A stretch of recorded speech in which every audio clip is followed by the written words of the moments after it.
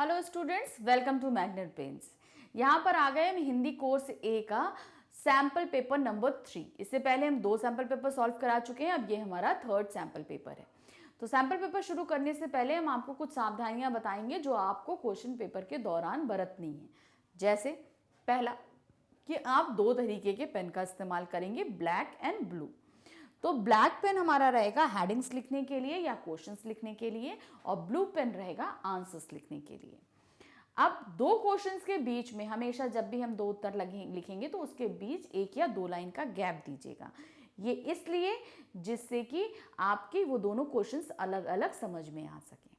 आप पेंसिल का इस्तेमाल करेंगे लाइन ड्रॉ करने के लिए, या कोई भी तरीके का फिगर ड्रॉ करना हो, कुछ भी ड्रॉ करना हो तो उसके लिए आप पेंसिल का इस्तेमाल करेंगे। नो एनी अदर कलर्स, मतलब किसी भी दूसरे कलर्स का इस्तेमाल आपको नहीं करना है।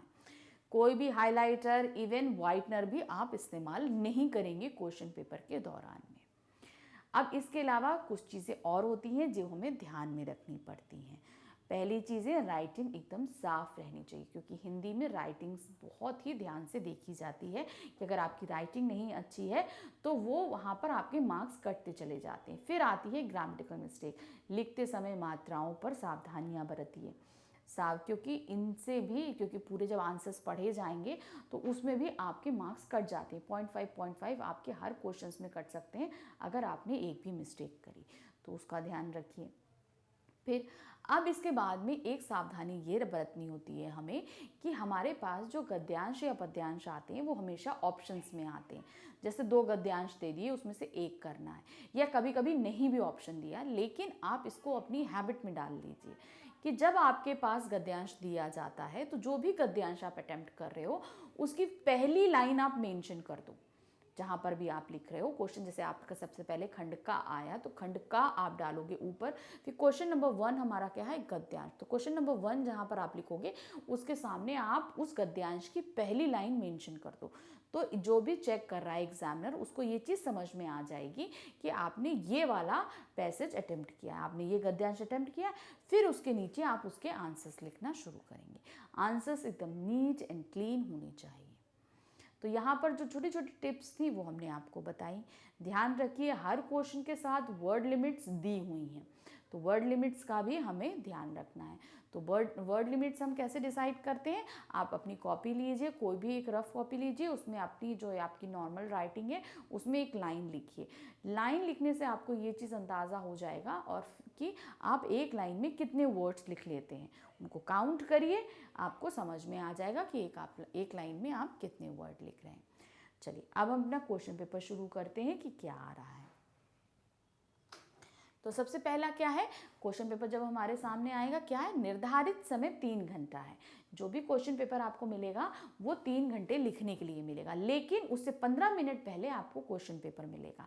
तो उस क्वेश्चन पेपर में जो 15 मिनट आपको मिलते हैं बहुत अच्छे से इस्तेमाल करिए उनको। कैसे इस्तेमाल करेंगे, उस बीच आपके जो है क्वेश्चन पेपर में जितने भी गद्यांश और पद्यांश दिए गए हैं उनको सावधानी पूर्वक पढ़िए, कि आप उनको पढ़िए और उनके आंसर्स निकाल के रख लीजिए। जब आपको लिखने का टाइम मिलेगा तो फटाफट आपको सिर्फ आंसर लिखने होंगे, क्योंकि आपने पहले पैसेज रीड करके आंसर्स निकाल के रख लिए हैं। तो इस तरीके से वो आपका क्वालिटी टाइम में तब्दील हो जाएगा, रीडिंग टाइम। तो वो आपने कर लिया, तो वो 15 मिनट आपको बहुत अच्छे से इस्तेमाल करने हैं। अब हम देखते हैं क्या दिए हैं निर्देश। जो ये प्रश्न पत्र है ये 4 खंडों में विभाजित है। 4 खंड कौन से हैं, का, खा, गा और घा, ये 4 खंड दिए हैं। खंड का में हमारे पास में क्या आएगा, अपठित गद्यांश आएगा, उसके क्वेश्चन आंसर्स आएंगे। खंड खा में हमारे पास व्याकरण आएगा, व्याकरण के जो चैप्टर्स हमने आप लोग को पढ़ाए हैं उसके 16 क्वेश्चंस आएंगे। फिर उसके बाद खंड गा रहता है, खंड गा में हमारे पास में क्या आएगा, आपके पठित पुस्तक, जो 2 पुस्तकें हमारे पास हैं, जो क्षितिज और कृतिका है, वो हम पढ़ेंगे। जो हमने पढ़ी हुई है उसी के प्रश्नोत्तर यहाँ पर आएंगे। फिर उसके बाद में हमारे पास में क्या आता है, खंड घा में हमारे पास रहेगा वर्णात्मक लेखन। लेखन कार्य में हमारे पास अनुच्छेद, पत्र, संवाद लेखन और लघु कथा, ये 4 चीज़ें हमारे पास वर्णात्मक लेखन में आएंगी। तो बस आपको यही चीज़ें सावधानी पूर्वक लिखनी है। तो दूसरा निर्देश क्या है, सभी खंडों के प्रश्नों के उत्तर देना अनिवार्य है, मतलब का, खा, गा, घा के जितने भी क्वेश्चंस दिए सभी करने जो हैं वो अनिवार्य है। इंटरनल ऑप्शंस दिए रहेंगे, जैसे 4 क्वेश्चन दिए हैं तो 3 करने हैं, आपके पास अनुच्छेद में ऑप्शन है, पत्र में ऑप्शन है, सभी में अंदर इंटरनल ऑप्शंस रहते हैं, मगर सभी खंड के सभी क्वेश्चंस अनिवार्य हैं आपके पास। फिर आता है यथासंभव प्रत्येक खंड के प्रश्नों के उत्तर क्रम से लिखिए। इनको आपको क्रम से लिखना है, जैसे सबसे पहले खंड का आया तो उसके सारे क्वेश्चन 1 से लेकर 5, 6 तक जितने हैं पूरे लिखेंगे। फिर खंड आपका खा शुरू होता है, खंड खा के जितने भी क्वेश्चंस आएंगे 1, 2, 3, 4, 5, 6, 7, 8 वो पूरे आप लाइन से लिखेंगे। इसी तरीके से आप जो है गा और घा के भी सभी प्रश्न जो हैं क्रमानुसार करेंगे। ये नहीं कि आपने पहले 26 क्वेश्चन कर दिया, फिर आपने 2 क्वेश्चन कर दिया, फिर आपने 25 कर दिया, फिर 7 कर दिया, ऐसे नहीं करना है। आप लाइन से सारे क्वेश्चन आंसर अटेम्प्ट करेंगे। अब हम क्वेश्चन पेपर शुरू कर रहे हैं। क्या पूछा जा रहा है क्वेश्चन पेपर में? सबसे पहले खंड का हमारे पास आया, अपठित गद्यांश क्या है? निम्नलिखित गद्यांश को ध्यानपूर्वक पढ़कर पूछे गए प्रश्नों के उत्तर दीजिए। जो गद्यांश हमारे सामने आ रहा है उसको ध्यानपूर्वक पढ़ना है, फिर इससे रिलेटेड जो भी क्वेश्चन पूछे जाएंगे उनके आंसर देने हैं। पहला क्या है? सुचारित्र के 2 सशक्त स्तंभ हैं, प्रथम सुसंस्कार और द्वितीय सत्संगति। सुसंस्कार भी पूर्व जीवन की सत्संगति का सत्कर्मों की अर्जित संपत्ति है, और सत्संगति वर्तमान जीवन की दुर्लभ विभूति है। जिस प्रकार कुधातु की कठोरता और खालिक पारस के स्पर्श मात्र से कोमलता और कमनीयता में बदल जाती है, ठीक उसी प्रकार कुमार्गी का कालुष्य सत्संगति से स्वर्णिम आभा में परिवर्तित हो जाता है। सत्संगी के विचारों को नई दिशा मिलती है और अच्छे विचार मनुष्य को अच्छे कर्मों के लिए प्रेरित करते हैं। परिणामतः सुचरित्र का निर्माण होता है। आचार्य हजारी प्रसाद द्विवेदी ने लिखा है, महाकवि टैगोर के पास बैठने मात्र से ऐसा प्रतीत होता था मानो भीतर का देवता जाग गया हो। वस्तुतः चरित्र से ही नहीं, जीवन भी सार्थकता है। चरित्रवान व्यक्ति समाज की शोभा है, शक्ति है। सुचारित्र से व्यक्ति ही नहीं, समाज भी सुवासित होता है, और इस सुवास से राष्ट्र यशस्वी बनता है। विदुर जी की उक्ति आश्चर्य सत्य है, यानी विदुर जी ने क्या उक्ति दी थी? सुचरित्र के बीज हमें भले ही वंश परंपरा से प्राप्त हो सकते हैं, पर चरित्र निर्माण व्यक्ति के अपने बलबूते पर निर्भर है। आनुवांशिक परंपरा, परिवेश और परिस्थितियां उसे केवल प्रेरणा दे सकते हैं, पर उसका अर्जन नहीं कर सकते। वह व्यक्ति को उत्तराधिकार से प्राप्त नहीं होते। व्यक्ति विशेष के शिथिल चरित्र होने से पूरे राष्ट्र का चरित्र संकट उपस्थित हो जाता है, क्योंकि व्यक्ति पूरे राष्ट्र का एक घटक है। कैसे घटक है? अनेक व्यक्तियों से मिलकर एक परिवार, अनेक परिवारों से एक कुल, अनेक कुलों से एक जाति या समाज, और अनेकानेक जातियों और समाज से समुदायों से मिलकर एक राष्ट्र बनता है। आज जब लोग सुचरित्र निर्माण की बात करते हैं, तब वे स्वयं इस राष्ट्र के एक आवक घटक हैं। इस बात को विस्तृत कर देते हैं। तो यहाँ पर हमने सुचरित्र सुसंगति से रिलेटेड आपको एक पैरा पढ़ के बताया। चलिए देखते हैं ये पैरा। अब क्वेश्चन क्या पूछ रहे हैं? पहला क्या है? सत्संगति कुमार्गी को कैसे सुधारती है? सोदाहरण स्पष्ट कीजिए। तो इसका आंसर हमारे पास क्या है? क्या था? सत्संगति।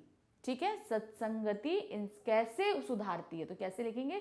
सत्संगति निम्न प्रकार से, ऐसे लिखेंगे, निम्न प्रकार से कुमार्गी व्यक्ति को सुधारती है। जैसे कुधातु की कठोरता, ये पूरा लिख, कठोरता कालिश पारस के स्पर्श मार्ग से कोमलता और कामनीयता में बदल देती थी, उसी प्रकार कुमार्गी का कालुत सत्संगति के स्वर्णिम आभा में परिवर्तित हो जाता है। ये हमारे पहले क्वेश्चन का आंसर हमें पैरा में से यहां से मिला। अब नेक्स्ट क्वेश्चन क्या है? चरित्र के बारे में विदुर के क्या विचार थे? तो विदुर जी के जो विचार हैं, तो आप क्या लिखेंगे? चरित्र के बारे में विदुर जी के विचार थे कि सुचरित्र के बीज, यहां से लिखेंगे कि सुचरित्र के बीज हमें भले ही वंश परंपरा से प्राप्त हो सकते हैं, पर चरित्र निर्माण व्यक्ति के अपने बलबूते पर निर्भर है। आनुवांशिक परंपरा, परिवेश और परिस्थितियां उसे केवल प्रेरणा दे सकते हैं पर उसका अर्जन नहीं कर सकते। वह व्यक्ति के उनको उत्तराधिकार से प्राप्त नहीं होता है। यहां तक ये आप पूरा लिखेंगे विदुर जी के विचार। फिर नेक्स्ट क्वेश्चन आता है, व्यक्ति के चरित्र निर्माण में किस किस का योगदान है। तो हमने पहली लाइन में पढ़ा था सुसंगति और जो है वो क्या है, सुसंस्कृति। दो चीजें थी ना, आपका पहले सुसंस्कार और सत्संगति, दो चीजों का योगदान है, ये चीजें हम बताएंगे। फिर सबसे पहले हमने क्या लिखा, बता दिया दो चीजों का योगदान है, तथा व्यक्ति सुसंस्कृत कैसे बनता है। तो इसका आंसर कहां से लिखेंगे आप, सुसंस्कार क्या, व्यक्ति सुसंस्कारी भी पूर्व जीवन की सत्संगी व सत्कर्मों की अर्जित संपत्ति है और सत्संगी ही वर्तमान जीवन की दुर्लभ विभूति। बस इसको यहां तक हम लिखेंगे। फिर नेक्स्ट क्वेश्चन क्या है आपका, व्यक्ति विशेष का चरित्र समूचे राष्ट्र को कैसे प्रभावित करता है। तो कैसे लिखेंगे यहां पर, व्यक्ति, यहां पर आप सबसे पहले क्वेश्चन से लेंगे, व्यक्ति विशेष का चरित्र समूचे राष्ट्र को प्रभावित करता है। इस प्रकार से प्रभावित करता है, जैसे अनेक व्यक्तियों से मिलकर एक परिवार और अनेक परिवारों से एक कुल, अनेक कुलों से एक जाति या समाज और अनेकानेक जातियों और समाज समुदायों से मिलकर एक राष्ट्र बनता है। तो इसलिए एक व्यक्ति का सुसंस्कारी होना अत्यंत आवश्यक है, क्योंकि वह राष्ट्र पर प्रभाव डालता है। नेक्स्ट, सुचारित्र के दो सशक्त स्तंभों के नाम बताइए। तो सशक्त स्तंभ क्या थे हमारे, सुसंस्कार और सत्संगति। सुसंस्कार और सत्संगति ये हमारे दो स्तंभ थे। फिर क्या, परिणामता सुचरित्र का निर्माण होता है, रेखांकित शब्द का विलोम बताइए। निर्माण का आपको विलोम बताना है। निर्माण का विलोम क्या होता है, विध्वंस, कोई चीज को ढा देना, विध्वंस करना। तो निर्माण का विलोम क्या हुआ, विध्वंस। तो इस तरीके से हमने आपको खंड का अपठित गद्यांश पूर्ण कराया। अब इसके बाद में हमारा क्या आता है, आपका खंड खा। खंड खा से हमारे व्याकरण शुरू होंगे। व्याकरण में हमने आपको 4 टॉपिक्स पढ़ाए हैं। 4 टॉपिक्स आपके सिलेबस में आए हैं। कौन कौन से, सबसे पहले उपसर्ग प्रत्यय, अर्थ के आधार पर वाक्य के भेद, समास और अलंकार। तो इसी हर एक टॉपिक पर 4-4 प्रश्न आपके सामने प्रस्तुत किए जाएंगे।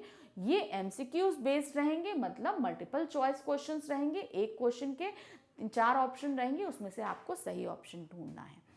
तो पहला हमारा क्या है, प्रत्युपकार शब्द में से उपसर्ग और मूल शब्द अलग कीजिए। तो हमने आपको पहले भी बताया है, जहां पर आधा ता और या जैसे शब्द आ जाएं तो वो हमारे किस में बदल जाते हैं, आपके ती में परिवर्तित हो जाते हैं। तो प्रत्युपकार का क्या हो जाएगा हमारा, प्रति प्लस उपकार। ठीक, तो यहां पर क्या था हमारा, प्रत्युपकार।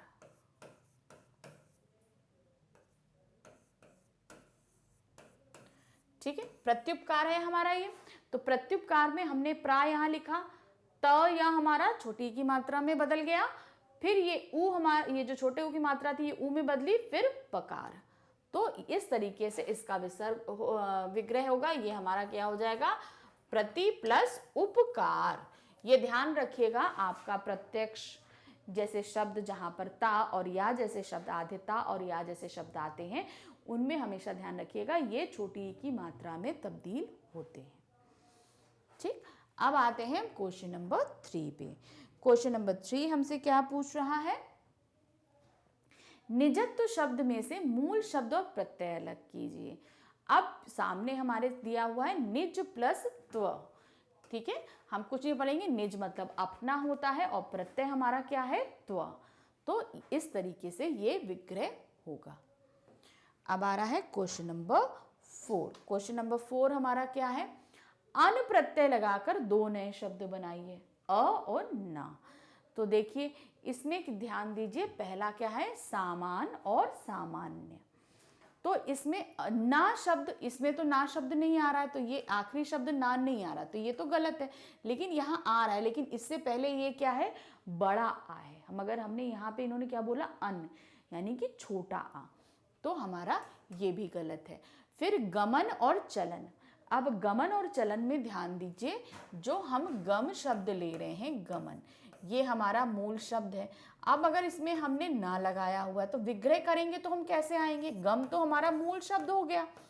फिर प्रत्यय क्या है, हम इसका आ ले लेंगे, ठीक है, इसका आ हम यहाँ पर ले लेंगे और ये छोटा आ और ना में बदल जाएगा। तो गम प्लस अन इज गमन और चल प्लस अन इज चलन। तो हमारा कौन सा सही हुआ, सेकंड वाला सही हुआ। थर्ड वाला भी नहीं सही है, क्यों, क्योंकि इसके पहले बड़ा आ रहा है। हमें आन का नहीं बनाना है, हमें किसका बनाना है, अन का, यानी कि छोटा अ और ना का। फिर क्या है, सम्मान और चालान, तो देखिए इसमें भी बड़ा आ रहा है, तो इसलिए हमारा ये दोनों ही गलत है। सही कौन सा आएगा, हमारा ये वाला। ये ध्यान दीजिए, बड़ा आ और छोटा आ भी अलग होते हुए मात्राओं में तब्दील होते हैं। अगर छोटा आ नहीं लगा है तो वो पहले वाले व्यंजन में से निकलकर आ जाएगा, लेकिन बड़ा आ है तो हमें वो बड़ा आ शो करना पड़ेगा, इसलिए वहाँ पर वो चीज़ें दिखानी पड़ती हैं। अब आते हैं क्वेश्चन नंबर 5 पे। क्या दिया है, सा उपसर्ग युद्ध शब्द बताइए। तो अब इसमें सभी में देखिए स्टार्टिंग में सा है, लेकिन ध्यान रखिए जब भी हम उपसर्ग या प्रत्यय लगाते हैं तो उसमें से मूल शब्द भी निकलना चाहिए, और मूल शब्द का हमेशा कोई ना कोई अर्थ होता है। तो यहाँ पर देखिए सममनस मित्र, तो ये तो गलत है, यहाँ तो कोई मतलब ही नहीं निकलना, गलत। संहार, तो स तो लिखा है अब, लेकिन इसमें बिंदी भी लगी हुई है, ठीक है ना। बिंदी को भी अगर हम विसर्ग करेंगे तो क्या, अगर अलग करेंगे तो सम आ जाएगा, प्लस हार हो जाएगा। तो यहाँ पे तो खाली सा उपसर्ग है ही नहीं है, तो सम उपसर्ग है, तो हमारा ये भी गलत हो गया। सहित और परिवार, ये हमारा सही है, क्योंकि सा अलग है और हित अलग है। हित का मतलब निकल रहा है, हित मतलब अच्छा। उसी तरह सा परिवार, सा अलग आ रहा है, परिवार अलग आ रहा है, परिवार का मतलब भी निकल रहा है, कुटुंब, फैमिली आती है, तो ये वाला हमारा सही है। अब देखिए यहाँ पर संचालन, सम्मान, अब संचालन होता है तो इसमें आधा स आ रहा है, तो वो भी तो आएगा, उसमें क्या हो जाएगा, स, ऐसे करके सस बनेगा। फिर सम्मान में भी आ रहा है, सम्मान तो अलग ही नहीं हो सकता। देखिए सम और माँ, तो इसमें भी सम शब्द आएगा, फिर मान हो रहा है, तो ये भी हमारा गलत हुआ। फिर सच्चरित, अब सच और चा आ रहा है, पहले आधा चा आ रहा है फिर आ रहा है ना, तो सच्चरित में क्या हो जाएगा, इसमें आपका सा और च है, सच है। फिर सन मार्ग आ रहा है, तो इसमें फिर आपका सन और आधा ना है, सन आ जाएगा। तो इस तरीके से ये भी गलत है। अगर सा का सही देखा जाए तो कौन सा आ रहा है, साहित और सपरिवार।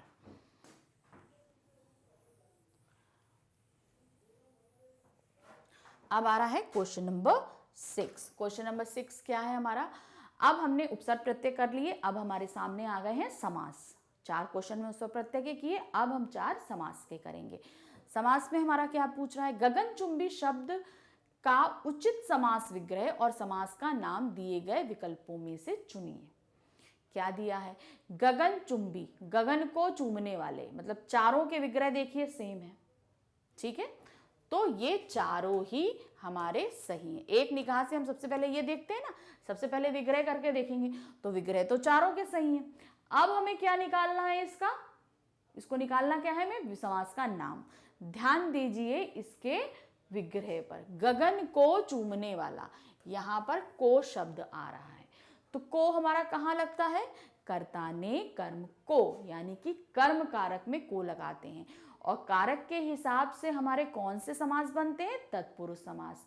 तो कौन सा कारक हुआ ये, कर्म तत्पुरुष समास। तो ये हमारा लास्ट वाला सही है और बाकी सभी गलत है। तो लास्ट वाला एकदम सही है, कर्म तत्पुरुष समास।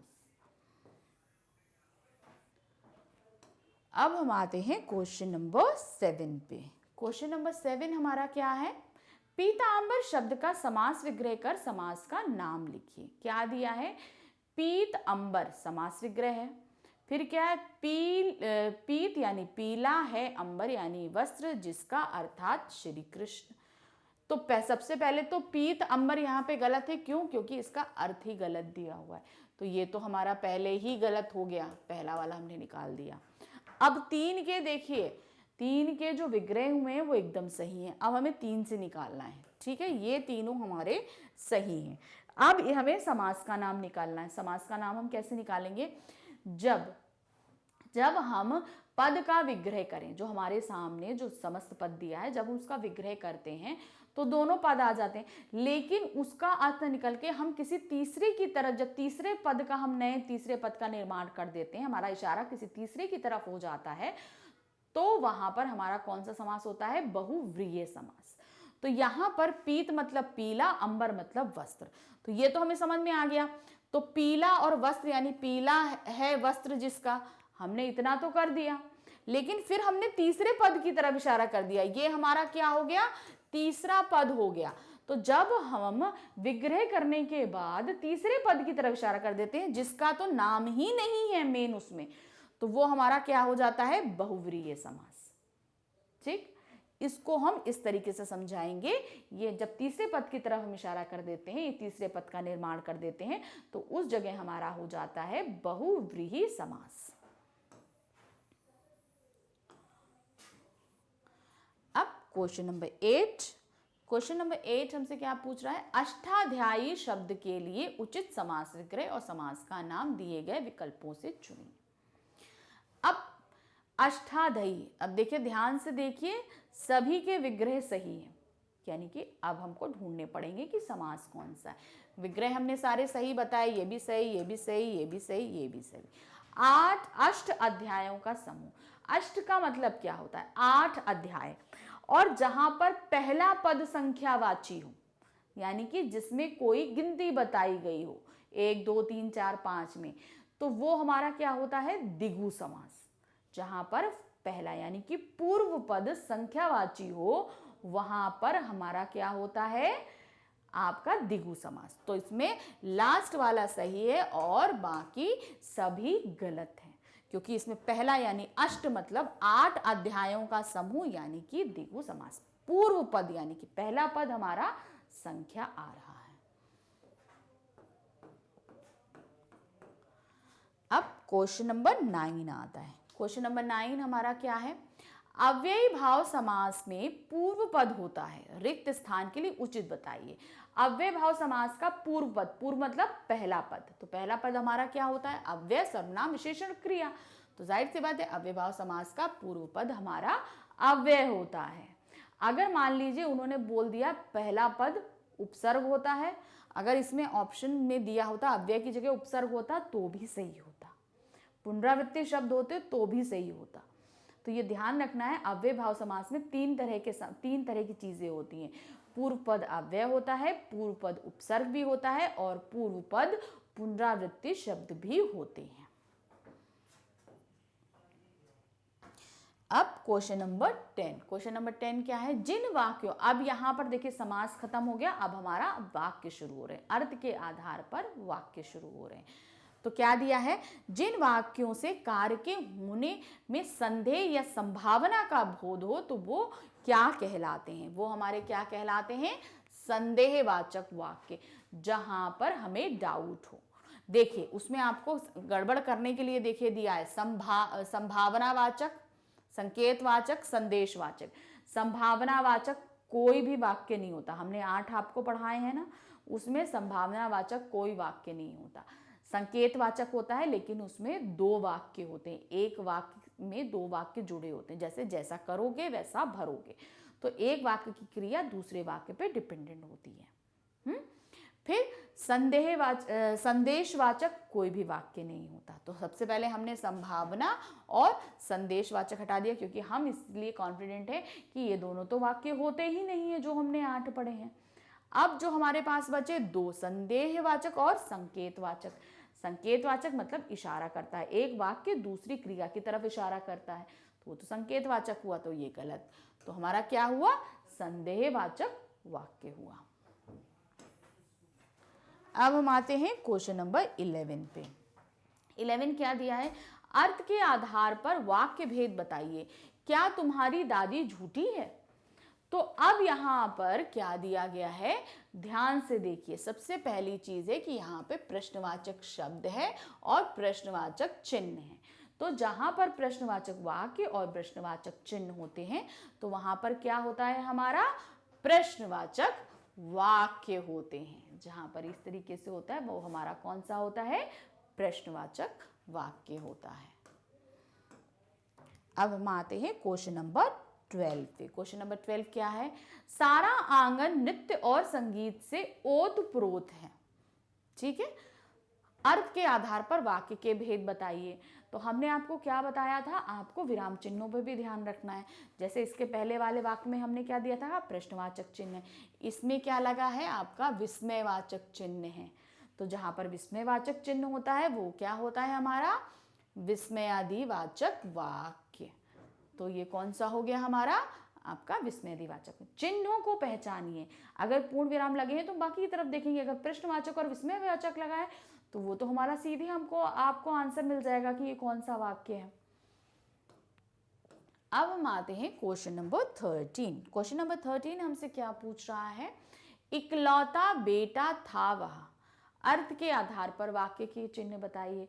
फिर से ध्यान दीजिए, आपके सामने फिर एक चिन्ह लगा हुआ है। कौन सा चिन्ह लगा है, विस्मयवाचक चिन्ह। तो विस्मयवाचक चिन्ह जहां लगा होता है वो कौन सा होता है, हमारा विस्मयादिवाचक वाक्य। तो आपको ये चीजें अच्छी से समझ में आ गई ना कि वाक्य में लगे चिन्हों से भी हम वाक्यों की पहचान कर सकते हैं कि ये वाक्य हमारे कौन से हैं। अब हमारे पास में क्वेश्चन नंबर 14 पे क्या आते हैं, अलंकार शुरू होते हैं। ठीक है, अलंकार के भी 4 क्वेश्चन रहेंगे। तो पहला क्या दिया है, अर्था अलंकार के प्रमुख रूप से कितने प्रकार होते हैं। अर्था अलंकार यदि प्रमुख रूप से इसके 5 प्रकार होते हैं। तो 5 प्रकार में हम पहले इनके नाम लिखेंगे। पहला हमारा कौन सा था, आपका उपमा अलंकार। ठीक है, दूसरा हमारा क्या रहता है, रूपक अलंकार। तीसरा हमारा क्या रहता है, उत्प्रेक्षा अलंकार, उत्प्रेक्षा अलंकार। चौथा अतिशयोक्ति अलंकार, अतिशयोक्ति अलंकार। पांचवा रहता है आपका मानवीकरण अलंकार। ये 5 हमारे मुख्य रूप से किसमें आते हैं, अर्था अलंकार में आते हैं। शब्द अलंकार के 3 होते हैं, उपमा, रूपक और श्लेष अलंकार। तो इन चीजों को ध्यान में, वैसे तो और भी अलंकार होते हैं लेकिन अर्था अलंकार में ये 5 प्रमुख रूप से माने जाते हैं। तो इसमें आप क्या लगाएंगे, 5 लिखेंगे कि इसके 5 भेद होते हैं। अब नेक्स्ट क्वेश्चन, तो क्या बोल रहा है नेक्स्ट क्वेश्चन, नेक्स्ट क्वेश्चन है हमारा 15। निम्नलिखित पंक्ति में प्रयुक्त अलंकार बताइए। तरिन तनुजा तट तमाल तरुअर बहुछाए। तो ध्यान से देखिए इसमें कौन सा अलंकार दिया है, इसमें ता वर्ण की आवृत्ति, यानी ये जो ता वर्ण है ये बार बार यहाँ पर आया है। ठीक है, और इसके प्रयोग से जो है वो बहुत ही अच्छा सुंदर लग रही है ये सूक्ति। तो क्या दिया, तरिन तनुजा तट तमाल तरुअर बहुछाए। तो जहां पर एक वर्ण की आवृत्ति कई बार होती है और सूक्ति या दोहे या पद में जो है चमत्कार, काव्य में चमत्कार पैदा करती है, तो वहां पर क्या हो जाता है, अनुप्रास अलंकार। तो ये कौन सा है हमारा अलंकार, अनुप्रास अलंकार। तो इस तरीके से आपको अलंकारों की चीजें समझनी और पहचाननी है। क्वेश्चन नंबर 16, क्वेश्चन नंबर 16 क्या बोल रहा है, जहां 2 व्यक्तियों या वस्तुओं के गुणों की समानता दिखाने के लिए एक वस्तु का ही रूप दे दिया जाता है तो उसे कौन सा अलंकार होता है। तो यहाँ पर दोनों की समानता दिखाने के लिए हम उनके बीच के भेद को खत्म करके दोनों एक कर देते हैं, तो वो हमारा कौन सा अलंकार रहता है, रूपक अलंकार। क्योंकि रूपक का मतलब ही क्या है, यहाँ पर एकता। यहाँ पर दोनों की जो विभिन्नता है खत्म कर देते हैं और दोनों को पास ले आते हैं, तो वो हमारा हो जाता है रूपक अलंकार। अब नेक्स्ट है क्वेश्चन नंबर 17, व्याकरण का हमारा लास्ट क्वेश्चन है। क्या, जब किसी शब्द की आवृत्ति एक से अधिक बार हो और हर बार उस शब्द का अर्थ भिन्न हो तो वहां पर कौन सा अलंकार होता है। यानी कि अगर हम एक ही शब्द को कई बार इस्तेमाल करें मगर हर बार उसका अर्थ अलग हो तो वहां पर हमारा क्या रहता है, आपका यमक अलंकार। जैसे हमने आपको एक और उदाहरण दिया था, कनक कनकते 100 गुड़ी मादकता अधिकाए, या खाए बोराए जग व पाए बोराए। तो यहाँ पर पहले कनक का अर्थ क्या है, धतूरा। धतूरा मतलब क्या होता है, एक बीज होता है, उसको खाने से क्या होता है, आदमी पागल हो जाता है। तो क्या देना, या खाए बोराए। तो पहले कनक का अर्थ क्या है, धतूरा, और दूसरे कनक यानी कि सोना। या पाए बोराए, और किसी को ज्यादा तादाद में सोना मिल जाए तो वो क्या हो जाता है, वो भी पागल हो जाता है। तो इस तरीके से कनक कनक एक ही शब्द को 2 बार इस्तेमाल किया मगर दोनों ही बार उसके अर्थ अलग अलग थे। तो यहाँ पर क्या होगा हमारा, यमक अलंकार। यमक अलंकार में होता है एक ही शब्द 2 बार इस्तेमाल किए जाते हैं मगर हर बार उसके अर्थ की भिन्न, जरूरी नहीं 2 बार हो, ये इससे ज्यादा बार भी इस्तेमाल किए जा सकते हैं। एक ही शब्द को कई बार इस्तेमाल किया जाता है मगर हर बार उसका अर्थ अलग होता है। अब यहाँ पर हमने अपना खंड खा खत्म किया, अब हमारा शुरू हो रहा है खंड गा। ठीक है, ध्यान दीजिए, खंड गा से हमारी पाठ्य पुस्तकों शुरू होंगी। पाठ्य पुस्तक हमारी कौन सी है, कृतिका और क्षितिज। तो कृतिका और क्षितिज में ये चीज आपको ध्यान रखनी है कि ये पहला, उसमें हमारी जो क्षितिज बुक है वो 2 खंडों में विभाजित है। एक हमारा क्या है, गद्य खंड और एक काव्य खंड। तो गद्य खंड में तो हमने स्टोरीज पढ़ी, काव्य खंड में हमने कवियों को पढ़ा, उनकी दोहे चौपाइयाँ सवैयाँ वगैरह पढ़ी। तो सबसे पहले हमारे सामने गद्य खंड का एक पैरा रखा गया और इस पैरा को हमें पढ़ना है और इसके हिसाब से पूछे गए प्रश्नों के उत्तर भी देने हैं। तो चलिए पढ़ते हैं, पैरा हमारा क्या दिया है। राह में गया बैलों को एक रेवड़, हरे भरे खेत में रचता नजर आया। सभी जानवर प्रसन्न थे, चिकने चपल, कोई उछलता था, कोई आनंद से बैठा पागुर करता था। कितना सुखी जीवन था इनका, पर कितने स्वार्थी हैं सब। किसी को चिंता नहीं कि उनके 2 भाई बधिक के साथ पड़े कैसे दुखी हैं। सहसा दोनों को ऐसा मालूम हुआ कि यह परिचित रहा है। हाँ, इसी रास्ते से गया उन्हें ले गया था। वही खेत, वही बाग, वही गांव मिलने लगे। प्रशिक्षण उनकी चाल तेज हो गई, मतलब प्रतिक्षण उनकी चाल, हर क्षण के साथ उनकी जो चाल है वो तेज होती गई। सारी थकान, सारी दुर्बलता गायब हो गई। आह, यह लो, अपना ही घर आ गया। इसी कुएं पर हम पुर चलाने आया करते थे। यही कुआं है। तो ये कौन सा वक्तव्य था, जहां से कांजी हौस से कसाई उनको खरीद के लेके जा रहा था अपने कसाई खाने के लिए, लेकिन लौटते समय जो है उनको अपने घर का जो है एकदम परिचित रास्ता मिल जाता है। ये वो वाला वक्तव्य था। पाठ कौन सा था, 2 बैलों की कथा। कवि कौन थे, प्रेमचंद जी। तो क्या पूछा है, हीरा मोती को अपनी स्थिति और में चरते जानवरों की स्थिति में क्या अंतर लग रहा था। क्या था, दोनों हीरा और मोती में क्या, हीरा और मोती बहुत ही कमजोर, बदहाल, दुर्बल से और बंधी थे, परंतु सारे जो और बाकी जो जानवर थे वो बहुत आराम से आजाद थे, उछल कूद रहे थे, आराम से चल रहे थे और सबल तंदुरुस्त थे। ये अंतर हीरा और मोती को अपने और बाकी जानवरों के अंदर दिखाई दिया। इसको इस तरीके से लिखेंगे। नेक्स्ट क्वेश्चन, कितने स्वार्थी हैं सब, ऐसा कौन कह रहा था। तो किसने बोला था, ये मोती ने बोला था कि ये सब कितने स्वार्थी हैं कि इनको हमारी दुर्बलता और बंधेपन पे बिल्कुल भी दया नहीं आ रही है। फिर मृत्यु प्राय हो चले हीरा मोती की दुर्बलता किस तरह गायब हो गई। मतलब मृत्यु प्राय मतलब इतने दुर्बल हो चुके थे, कैसे गायब हुई थी। तो इसको ऐसे लिखेंगे, मृत्यु प्राय हो चले हीरा मोती की दुर्बलता अपने चिर परिचित रास्ते को देखकर गायब हो गई थी। ये उसी रास्ते पर थे जिस रास्ते से गया उनको झूरी के घर से ले गया था। तो इस तरीके से वो अपने घर की ओर आ पहुंचे थे। तो यहाँ पर ये तीनों ही आंसर इसमें दिए हुए हैं, लेकिन ये नहीं कि उस लाइन को उठा के लिखना है। आपने वो पैरा पढ़ लिया, समझ लिया, अब यहाँ पर आंसर आपको अपने आप बनाने हैं। समझ में आ गया पूरा पैरा, बनाने आंसर आपको अपने आप है। तो इस तरीके से इसको हम बनाएंगे। अब इसके बाद में हमारा आता है नेक्स्ट क्वेश्चन नंबर 19। निम्नलिखित प्रश्नों में से किन्हीं चार के उत्तर दीजिए। तो गद्य खंड में जो हमने जितने भी चैप्टर पढ़े हैं उसके सारे क्वेश्चंस यहाँ पर आएंगे। क्या है? आशय स्पष्ट किए। कोई अपने जिस्म की हरारत और दिल की धड़कन देकर भी उसे लौटाना चाहे तो वह पक्षी अपने सपनों के गीत दोबारा कैसे गा सकेगा। यहाँ पर क्या था कि सालिम अली जी का देहावसान हो गया था, तो जाबिर हुसैन जी ने जो है उनके ऊपर ये पाठ लिखा था। तो यहाँ पर उन जो पक्षी कौन है? सालिम अली हैं। अब वो मृत्यु को प्राप्त हो चुके हैं, तो कोई भी उनके हरारत मतलब उनके शरीर को गर्माहट देकर उनको उठाने की जितनी भी कोशिश करेगा वो उन्हें वापस नहीं ला सकता। क्यों? क्योंकि वो अब मृत्यु लोक की ओर प्रस्थान कर चुके हैं। इसको इस तरीके से लिखेंगे। नेक्स्ट क्या है? लेखक का भिखमंगों जैसा वेश और सुमति का साथ उनकी यात्रा में किस तरह सहायक हुआ। तो क्या था, लेखक ने, ये हमारा कौन सा ल्हासा की ओर चैप्टर का है, तो जिस समय लेखक ने ये यात्रा शुरू करी थी तो उस समय भारतीयों का तिब्बत जाना प्रतिबंधित था। तो इन्होंने कैसे शुरू करी थी? इन्होंने नेपाल के रास्ते से तिब्बत गए थे हमारे लेखक। तो इन्होंने कैसे किया था? ये इन्होंने एक भिखमंगे का रूप बनाया था।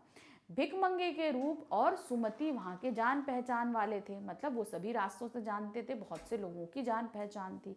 तो भिखमंगा होने के कारण जो है उनको बहुत तरह की सहायता हो रही थी, लोग उनको बहुत ही अच्छे से ले रहे थे, परंतु और भी सुविधाएं जो संपन्न लोगों को मिलती थी वो सुविधाएं उनको नहीं मिल रही थी। मगर सुमति सारे रास्तों को जानता था, आसपास के लोगों को जानता था, जो इनकी यात्रा में सहायक बन रही थी। फिर ल्हासा की ओर यात्रा वृत्तांत के आधार पर बताइए कि उस समय तिब्बती समाज कैसा था। तो आपको पूरा बताना पड़ेगा। तिब्बती लोग बहुत मिलनसार होते थे, चीज़ों आस्थावादी होते थे, हर एक चीज़ पर उनकी आस्था बहुत प्रबल रहती थी। बौद्ध धर्म के प्रबल अनुयायी थे। वो अपने खेत में खेत जब किसी के पास ज़्यादा होते थे तो वो बौद्ध मठों को दान कर देते थे। वहाँ जो लोग हैं वो बहुत ही ईमानदार प्रवृत्ति के और कठिन परिस्थितियों में रहने वाले ईमानदार व्यक्ति रहते थे। तो वो सारी चीज़ें आप यहाँ पर लिखेंगे। फिर किस घटना से पता चलता है कि हीरा मोती के मन में औरत जाति के प्रति सम्मान था। तो क्या था, जहाँ पर जो है वो जो उसकी झूरी की बीबी है वो आकर बहुत ज़्यादा गुस्सा करती है ना, जब गया के घर से हीरा मोती वापस भाग के झूरी के यहाँ जाते हैं तो उसकी बीबी बहुत बोलती है ये सब नमक हराम है। तो मोती को गुस्सा आता है कि मैं इसको अभी सींग से मार देता हूँ। तो हीरा रोकता है कि नहीं, तुम्हें पता नहीं कि स्त्री पर सींग चलाना मना है। तो इस वक्तव्य से और इस घटना से पता चलता है कि जो हीरा और मोती हैं उनका सम्मान स्त्री के प्रति अटूट था। फिर नेक्स्ट क्या है? हरिशंकर परसाई ने प्रेमचंद का जो शब्द चित्र हमारे सामने प्रस्तुत किया है उससे प्रेमचंद के व्यक्तित्व की कौन कौन सी विशेषताएं उभर के आती हैं। तो क्या क्या विशेषताएं हमारे सामने उभर कर आई थी? पहली चीज क्या थी कि वो एक सरल और सीधे व्यक्ति थे, उन्हें दिखावा नहीं पसंद था। और वो एक जुझारू मेहनती व्यक्ति थे, कठिनाइयों से लड़कर आगे बढ़ते थे, कठिनाइयों से भागते नहीं थे। तो उनके व्यक्तित्व की जितनी भी परछाइयाँ आपको समझ में आई हैं पूरे चैप्टर में, आप इनका इस चैप्टर इसमें आंसर में उल्लेख कर सकते हैं। तो इस तरीके से हमने गद्य खंड खत्म किया। अब गद्य खंड के बाद हमारा क्या आता है? काव्य खंड। ये क्या दिया है? क्वेश्चन नंबर 20, निम्नलिखित काव्यांश को ध्यान पूर्वक पढ़कर पूछे गए प्रश्नों के उत्तर दीजिए। तो ये काव्यांश दिया है, इसके कुछ क्वेश्चंस दिए। काव्यांश क्या है? मोर पंखा सिर ऊपर राखे, गुंज की माल गरे परियों, ओरिन पीतांबर ले लखुटी बन, गोधन ग्वारी संग फिरियो, भावतो बोरी मेरो रसखानो, सो तेरे कहीं सब स्वांग करियो, या मुरली मुरली धर की अधरन, धरी अधरा ना धराऊंगी। तो ये कौन सा पार्ट ये किससे लिया गया है? रसखान जी के सवैये से लिया गया है। क्या दिया? उपयुक्त काव्यांश का भावार्थ लिखें। तो भावार्थ क्या लिखेंगे? यहाँ पर जो है गोपियां श्री कृष्ण का सानिध्य पाने के लिए स्वयं श्री कृष्ण का स्वांग रचाने लगती हैं। तो उनका स्वांग रचाने के लिए, उनका रूप धारण करने के लिए वो सिर पर मोर पंख का मुकुट धारण करती हैं, गले में फूलों की माला को धारण करती हैं। पीतांबर वस्त्र लेती हैं और उनकी लकुटी कमरिया को लेकर गोधन यानी कि गायों के साथ ग्वाला बनकर फिरने लगती हैं। भाव तो वो ही मेरो रसखान सोते सब स्वांग करिए। तो रसखान जी कहते हैं कि गोपियां कहती हैं कि हम लोगों को ये श्री कृष्ण का रूप स्वांग जो है बड़ा भाता है, क्योंकि हमें ऐसा प्रतीत होता है कि वो हमारे साथ में है। हमने सारा स्वांग तो कर लिया, लेकिन श्री कृष्ण की मुरली को हम अपनी होठों पर नहीं रखेंगे। क्यों? क्योंकि वो तो हमारी सौत के समान है, वो हर समय श्री कृष्ण के होठों पर ही लगी रहती है। तो ये इसका भावार्थ हो गया। नेक्स्ट क्वेश्चन क्या है? उपयुक्त काव्यांश का शिल्प सौंदर्य स्पष्ट कीजिए। तो शिल्प सौंदर्य में हम क्या लिखेंगे कि ये ब्रजभाषा में लिखी गई है, ठीक है, सरल है। फिर इनमें अलंकारों का इस्तेमाल है, इसमें उपमा अलंकार है, रूपक अलंकार है, आपका अनुप्रास अलंकार है। इन सभी अलंकारों का इसमें जो है वर्णन किया गया है। इस तरीके से इसका शिल्प सौंदर्य व्यक्त करेंगे। फिर नेक्स्ट क्या है? भवतो मोहि मेरो रसखानो सो काव्यान में रसखान किसे कहा गया है? तो इसमें क्या है?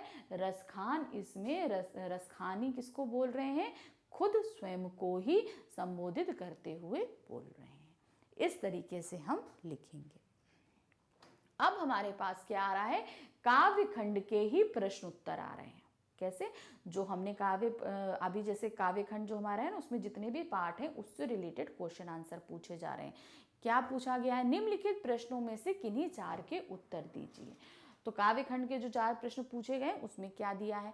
हमारे संतों, भक्तों और महापुरुषों ने बार बार चिताया है कि मनुष्यों में परंपरा किसी भी प्रकार का कोई भेदभाव नहीं होता, लेकिन आज भी हमारे समाज में भेदभाव दिखाई देता है।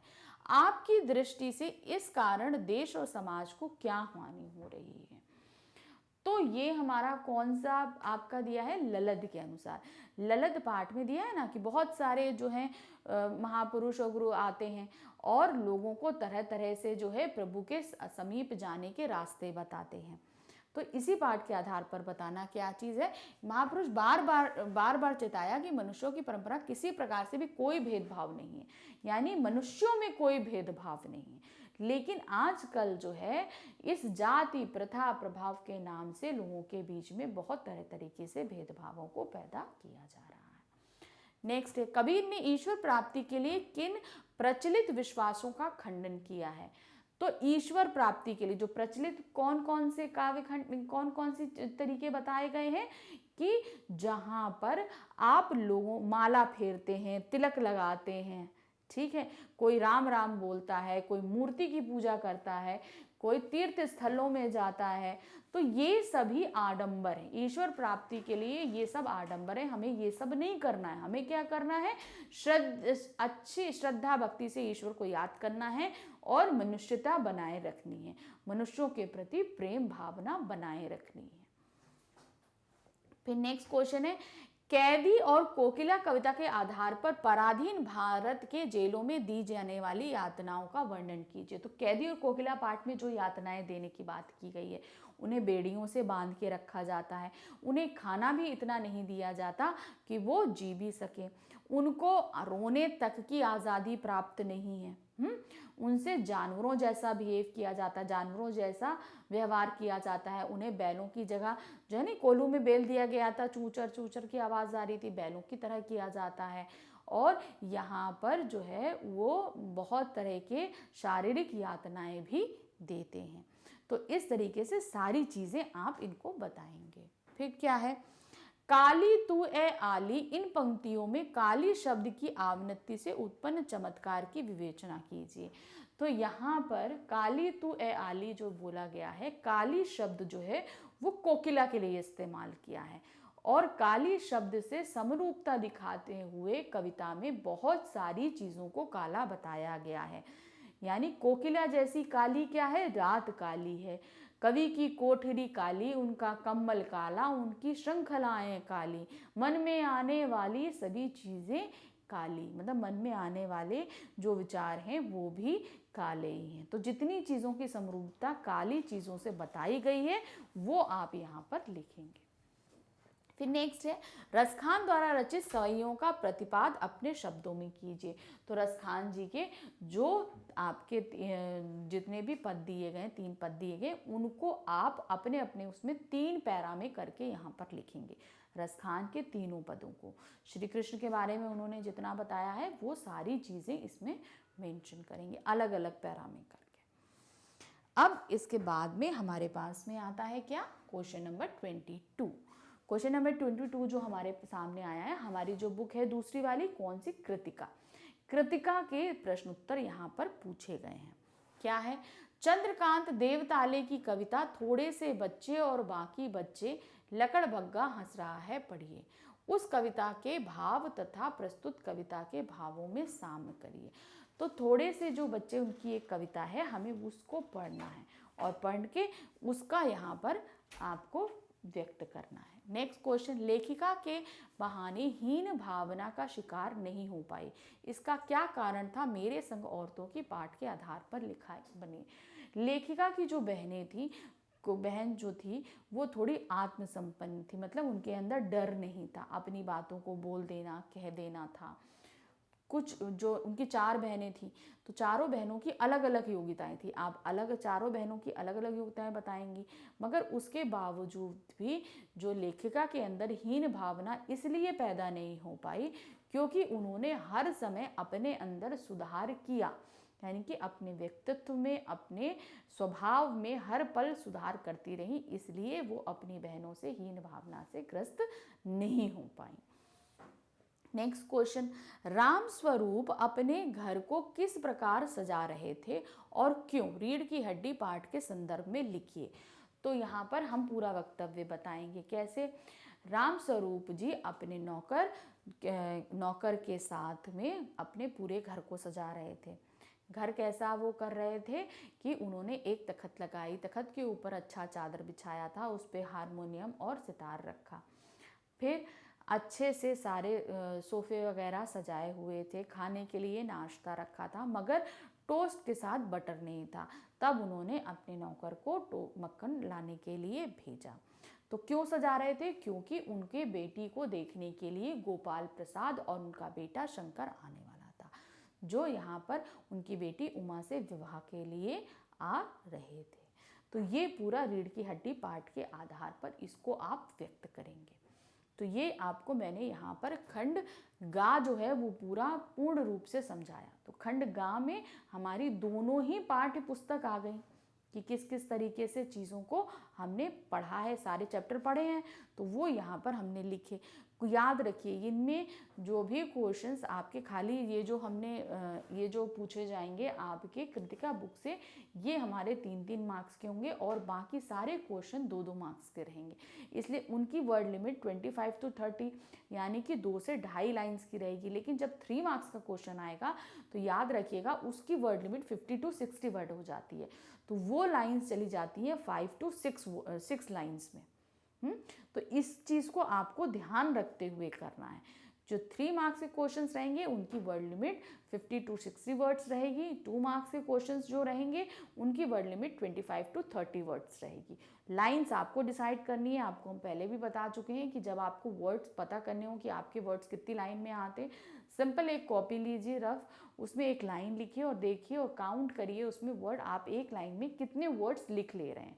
तो इस तरीके से आप यहाँ पर जान पाएंगे कि कितने वर्ड्स आप एक लाइन में लिख पा रहे हैं। चलिए अब देखते हैं, हमारे पास आ रहा है खंड घा। खंड घा हमारा क्या है, वर्णनात्मक लेखन। वर्णनात्मक लेखन यानी कि आपके पास टॉपिक्स दिए जाएंगे और आपको लिखना है। अब हम इसको आपको समझाना शुरू करते हैं कि कैसे करेंगे। तो हमारा नेक्स्ट खंड में क्या शुरू हो रहा है, सबसे पहले आ रहा है क्वेश्चन नंबर 23 से शुरू हो रहा है। याद रखिए इस खंड में हमारे 4 क्वेश्चन आएंगे, 23, 24, 25, 26। 23 आपका अनुच्छेद लेखन, पत्र लेखन, संवाद लेखन और आपका लघु कथा लेखन। ये 4 चीज़ें आपकी खंड घा में आएंगी। अब ये एक चीज़ ये ध्यान रखिएगा, सभी खंड आपके करने आपको ज़रूरी हैं, लेकिन सबसे ज़्यादा जो टाइम लगेगा वो आपको इसी खंड में लगेगा, क्योंकि यहाँ पर आपको चीज़ों को सोच सोच के लिखनी है। बाकी सब चीज़ें तो आपकी पढ़ी हुई हैं, सब कुछ है, लेकिन अब क्या होगा, जब हमारे पास खंड घा आता है ना, तो इसमें हमको सोचकर सारी चीज़ें करनी पड़ती, क्योंकि हम इसके लिए पहले से प्रिपेयर नहीं होते। हमें फॉर्मेट पता है, सारी चीज़ों के सब कुछ पता है, लेकिन हम यहाँ पर ये नहीं समझ सकते कि ये टॉपिक आ सकता है हम ये तैयार कर लें, वो टॉपिक आ सकता है हम वो तैयार कर लें, लेकिन हम सिर्फ यहाँ पे फॉर्मेट समझ सकते हैं। इसलिए इस खंड के लिए आप सबसे ज़्यादा समय रखेंगे, तो बहुत ध्यानपूर्वक चीज़ों को आपको करना है। समय डिवीज़न करना बहुत ज़रूरी है, समय को डिवाइड अच्छे से करिए।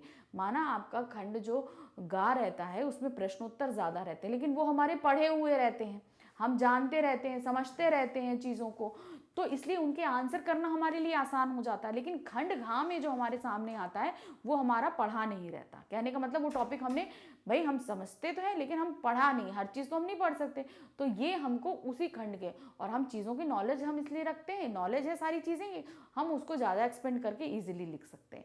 तो अब इसमें क्या दिया है और उसको किस तरीके से करेंगे हम आपको बताते हैं। पहला क्या है, निम्नलिखित में से किसी एक विषय पर अनुच्छेद लिखना है। तो अनुच्छेद जो आपका आएगा वो 80 to 100 वर्ड्स का आएगा। तो 80 to 100 वर्ड्स का मतलब आपका क्या हो गया, 1.5 पेज। ठीक है, एक एग्जाम कॉपी का एक पेज और इसके अलावा हाफ पेज और जाएगा आपका। तो ये चीज आपको ध्यान रखनी है, ये इतना सोच समझ के करना है। अब इसमें जितनी हेडिंग्स रहेंगी, जैसे 3 हेडिंग्स है, तो आपको अनुच्छेद 3 पैरा में लिखना है, 3 पैराग्राफ में आएगा।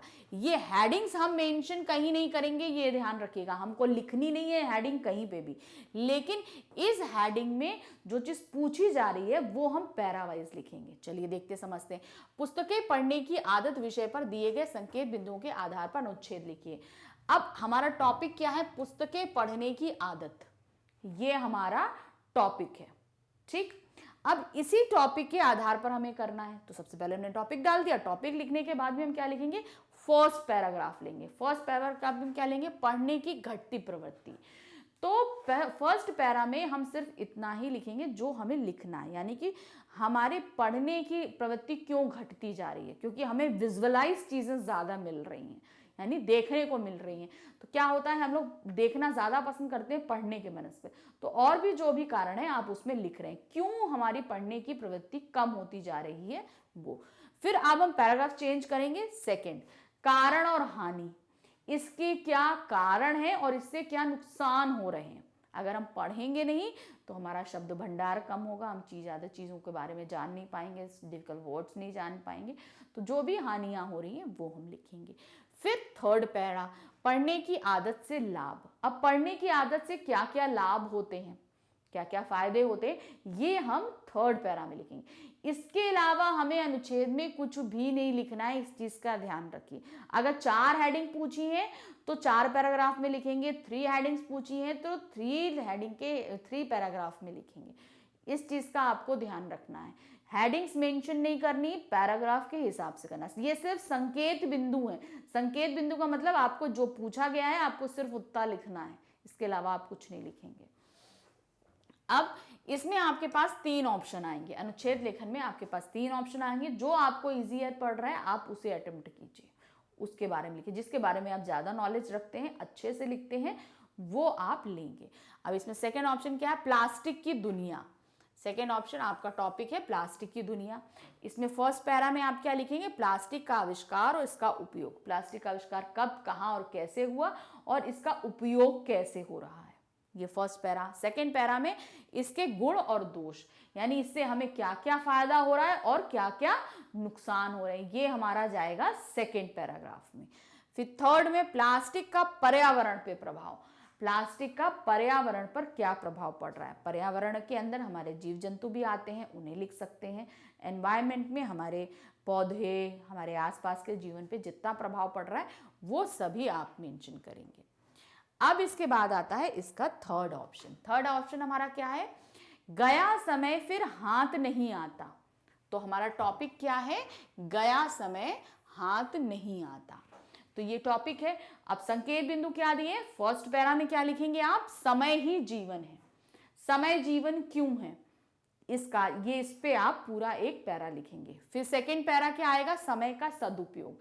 हमें समय के सदुपयोग के बारे में जो है उसका अच्छा उपयोग के बारे में आपको पैरा लिखना है, सेकंड पैरा।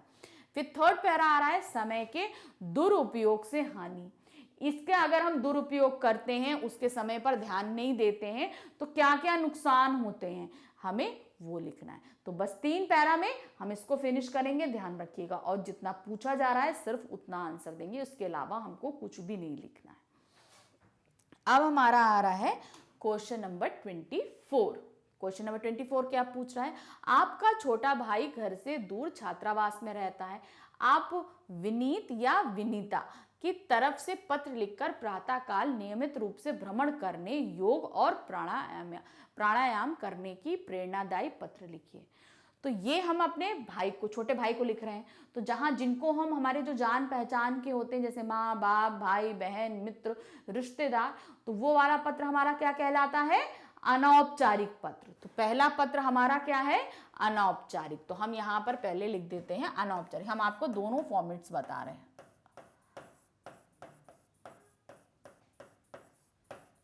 अनौपचारिक पत्र, ठीक है। अब हम यहाँ पर लाइन ड्रॉ कर रहे हैं। नेक्स्ट क्या दिया, आज दूरदर्शन पर कई कार्यक्रम ऐसे हैं जिन्हें परिवार के साथ बैठकर नहीं देखा जा सकता। दूरदर्शन के महाप्रबंधक को पत्र लिखकर सुंदर और ज्ञानवर्धक कार्यक्रम प्रसारित करने का अनुरोध कीजिए। तो ये क्या है, दूरदर्शन के महाप्रबंधक यानी कि एक संस्था जिसको हम नहीं जानते, जो अननोन व्यक्ति है। तो वो हमारा जो अननोन व्यक्ति होता है उसको हम पत्र लिखते हैं, तो वो क्या कहलाता है, औपचारिक पत्र। तो ये हमारा कौन सा पत्र है, औपचारिक पत्र। ठीक, ये 2 तरीके के पत्र होते हैं। इन दोनों को लिखने के तरीके अलग होते हैं। अब देखिए, अनौपचारिक पत्र जब हम लिखते हैं तो स्टार्टिंग, अब देखिए ये हमारी मार्जिन लाइन है, सब कुछ हम इसी मार्जिन लाइन के पास से शुरू करेंगे, ध्यान रखिएगा। कुछ भी बीच से शुरू नहीं होगा, जरा से इधर से शुरू नहीं होगा, कहीं से भी कोई पैराग्राफ बीच से चेंज नहीं होगा, कुछ नहीं होगा। जितना हमें शुरू करना है सब मार्जिन लाइन के पास से आके हम शुरू करेंगे। देखिए, पहला जब हम पता लिखेंगे तो 3 या 4 लाइन का जो भी आपका पता रहेगा, जहां आप रहते हैं, आपका पता सबसे ऊपर आएगा, यानी कि हम पत्र लिख रहे हैं, यानी कि अपना पता। ठीक, फिर उसके बाद रहेगा दिनांक, यानी कि आज की डेट। अब आपको हमने बताया है पहले भी कि आपका दिनांक, अनौपचारिक पत्रों में दिनांक कैसे रहता है, सपोज 17 मार्च है, ठीक है, 17 मार्च, तो अब 2002 है, ठीक है, 2002 है, तो हम एक्सपेंडेड फॉर्म में लिखते हैं, ऐसे हम लिखेंगे, ठीक है। औपचारिक पत्रों की अभी हम आपको डेट बताते हैं कैसे लिखेंगे। फिर उसके बाद छोटा भाई है तो स्नेही के साथ जो भी भाई का नाम हो लिखेंगे। फिर अपने पत्र का मैटर शुरू करेंगे। देखिए, हमने यहाँ पे उसको रिगार्ड्स दिए, कॉमा लगाया, लेकिन उसके बाद हमने पत्र यहाँ से शुरू नहीं किया। हमने कहाँ से, फिर यहाँ एकदम मार्जिन लाइन के पास से शुरू किया। लाइन खत्म हुई, फिर यहाँ से शुरू करेंगे जो भी आपका मैटर है। फिर उसके बाद आप अलग रह रहे हो, माता पिता के साथ छोटा भाई रह रहा है, तो आप क्या बोलोगे, माता पिता को चरण स्पर्श, तुमको और बहन को ढेर सारा प्यार, जो भी है नाम के साथ लिखेंगे। फिर आपका पुत्र या पुत्री, तो आप ध्यान से दिए, विनीत या विनीता की तरफ से पत्र लिख रहे हो। इन्होंने यहाँ पे नाम, आपको अपना नाम नहीं लिखना है, जो पत्र लिख रहा है उसका नाम या तो विनीत है या विनीता है, तो उसका नाम आप यहां पर मेंशन कर देंगे, विनीत या विनीता, जो कुछ भी है आप मेंशन। अब सब कुछ देखिए, हमने मार्जिन लाइन के पास से शुरू किया। कहीं पे भी आपको पैराग्राफ भी चेंज करना होगा, सपोज आपकी लाइन जो है यहां पे आके खत्म हो गई, यहां आपने पूर्ण विराम लगाया, यहां पे आपकी लाइन खत्म, अब आपको पैराग्राफ चेंज करना है, तो पैराग्राफ चेंज करने के लिए भी आप यही मार्जिन लाइन के पास से आएंगे, मिडिल से कहीं से शुरू नहीं करेंगे, पैराग्राफ भी आप मार्जिन लाइन के पास से शुरू करेंगे। तो ये तो हो गया आपका अनौपचारिक पत्र का। अब औपचारिक पत्र, औपचारिक पत्र में हम जिसको पत्र लिखते हैं उसके लिए हम पहले लिखते हैं। जैसे यहां पर हम लिख रहे हैं दूरदर्शन के महाप्रबंधक, तो यहां पर क्या लिखेंगे, महाप्रबंधक महोदय, दूरदर्शन केंद्र, और जो जहां की भी शहर का नाम आप लिखना चाहते हैं, शहर का नाम और प्रदेश मेंशन करेंगे, ये 3 लाइंस में। फिर उसके बाद आएगी दिनांक। दिनांक अभी हमने जैसे बताया था 17 मार्च 2002, तो यहां पर दिनांक कैसे पड़ेगी, 17.030202, ये इस तरीके से आएगी। अनौपचारिक पत्रों में लोगों के पास पढ़ने के लिए ज्यादा समय होता है, इसलिए हम इसको एक्सपेंडेड फॉर्म में लिखते हैं। हमेशा जब भी हम औपचारिक पत्रों में लिखते हैं तो उसको हम शॉर्ट कर देते हैं। फिर इसके बाद हमारे पास में आता है विषय। ठीक, हमने विषय लिखा, विषय किस पे है, क्या कहते हैं, ज्ञानवर्धक कार्यक्रम प्रसारित करने का अनुरोध करते हुए पत्र। ये हम सामने इसका विषय लिख देंगे, ये पूरा विषय लिख दिया। अब उसके बाद क्या होगा, महोदय। सबसे पहले हमने यहाँ महोदय लिखा, कॉमा लगाया, फिर यहाँ से हमने अपना मैटर लिखना शुरू किया, पूरा मैटर आया। फिर उसके बाद आएगा धन्यवाद, हमने यहाँ धन्यवाद लिखा। फिर उसके बाद क्या लिखेंगे, जागरूक नागरिक, हम यहाँ नागरिक की तरफ से लिख रहे हैं, और नीचे अपना नाम, खत्म। ठीक, तो इसको हम इस तरीके से लिखेंगे। औपचारिक और अनौपचारिक पत्रों को इसी तरीके से लिखते हैं। हमने फॉर्मेट आपको क्लियर किया है, ध्यान रखिए। पत्रों में जब भी हम पत्र लिखते हैं, फॉर्मेट के जो है मार्क्स हमें अलग से मिलते हैं। सपोज अगर 4 मार्क्स का पेपर है तो 2 मार्क्स का आपका फॉर्मेट का है। 5 मार्क्स का अगर पत्र दिया गया है, 2.5 मार्क्स के आपका फॉर्मेट के नंबर है। तो फॉर्मेट के मार्क्स बहुत ज्यादा होते हैं।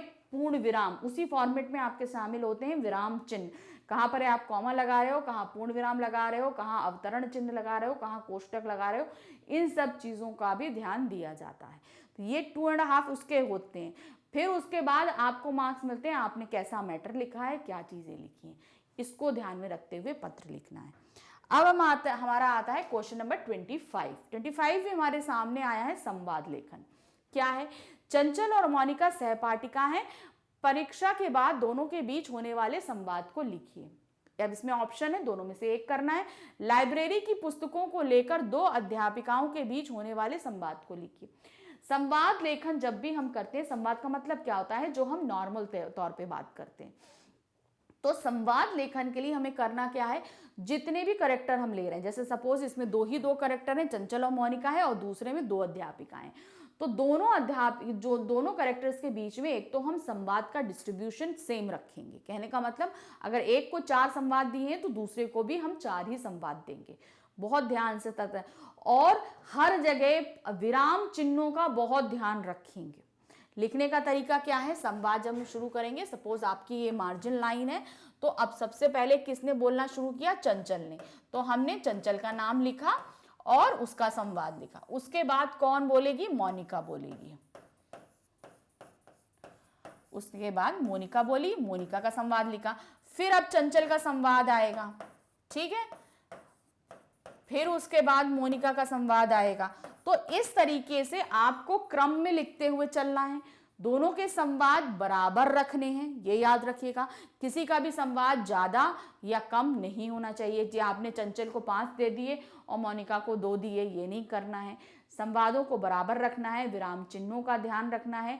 जो भी उठने बैठने की भाव भंगिनाएं हैं, कोई चीज हाथ में लेने की या बैठने की या खड़े होने की, चलते रहने की, जो कोई भी है उसे कोष्टक में लिखना है। कोष्टक मतलब आपको ब्रैकेट में उस चीज को मेंशन करना है। जैसे बैठते हुए कोई बात कही जा रही है, हाँ चलो चलते हैं बैठते हुए, इस तरीके से, या उठते हुए, जो कुछ भी शरीर की जो जितनी भी गतिविधियां हो रही हैं उनको हम कैसे लिखेंगे, उन्हें हम कोष्टक के अंदर लिखेंगे। ये तरीका होता है संवाद लेखन लिखने का। अब हमारा आता है लास्ट क्वेश्चन, सैंपल पेपर का जो हमारा लास्ट क्वेश्चन पेपर का रहता है, क्या है आपका, आ रहा है लघु कथा लेखन।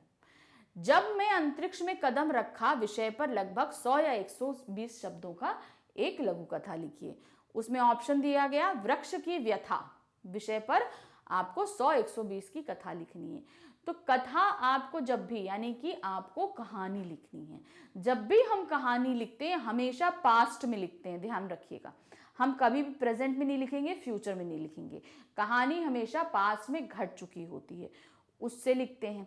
लिखने के साथ कुछ चीज़ों को ध्यान रखना होता है, जैसे कि पहला हम पैरा देते हैं तो वो थोड़ा, जितने भी कैरेक्टर्स हैं उनका हल्का सा इंट्रो रहता है। सेकंड पैरा से हम कहानी को शुरू करते हैं। कहानी हमने लिख ली, उसके बाद एंड में शिक्षा, इस कहानी से क्या शिक्षा मिलती है। हमेशा कहानी के एंड में शिक्षा का लिखना बहुत ज़रूरी है। तो ये सब चीज़ें, अब जैसे इसमें 100 to 120 वर्ड्स का दिया है, तो ये 1.5-2 पेजेस की जो है आपकी पूरी स्टोरी आ जाएगी। इस चीज़ को ध्यान में रखते करना है। तो इस तरीके से मैंने आपको पूरा सैंपल पेपर सॉल्व कराया। आई होप आपको बहुत